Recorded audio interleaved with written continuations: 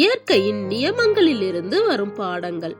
நிலத்தை பயிருக்காக பண்படுத்தும் ஒரு நபர் அநேக பொக்கிஷங்கள் தனக்கு முன்பாக திறக்கப்படுவதை காண்பார். விவசாயத்திலோ தோட்டக்கலையிலோ இயற்கையின் கூறுகள் கவனிக்கப்படணும். அப்பொழுது வெற்றி பெறலாம். ஒவ்வொரு செடியின் விசேஷித்த தேவை படிக்கப்படணும். வெவ்வேறு வகையான செடிக்கு வெவ்வேறு வகையான மண்ணும் வெவ்வேறு வகையிலும் வளர்க்கப்படணும்.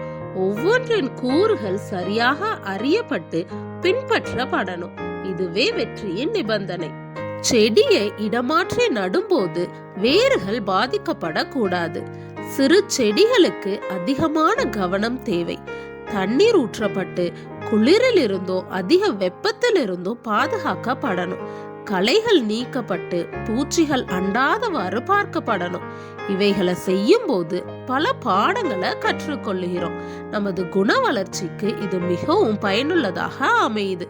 இந்த வேலையே முன்னேறுவதற்கான ஒரு வழியாக இருக்குது. இயற்கையின் கூறுகளுக்கு இணங்கி பொறுமையுடன் அதிகமான கவனத்தையும் செலுத்தி இதை செய்யறோம். அவசியமான ஒரு பயிற்சிய இவ்வேலை நமக்கு கொடுக்குது. உயிர்களின் ரகசியங்களுடன் நாம் தொடர்ந்து தொடர்பு கொள்கிறோம். இயற்கையின் அழகையும் இவ்வேளையில் பார்த்து கொள்கிறோம். இலகின இருதயத்துடனும் கருசனையுடனும் தேவ சிருஷ்டிகருடன் உடன்படுகிறோம். இது நம் சிந்தையை எழுப்பி குணத்தை உயர்த்தி நம்மை சுத்திகரிக்கிறது. இப்பாடங்கள் மற்ற மனங்களை சரியான வகையில கையாள நம்மை ஆயத்தப்படுத்தும்.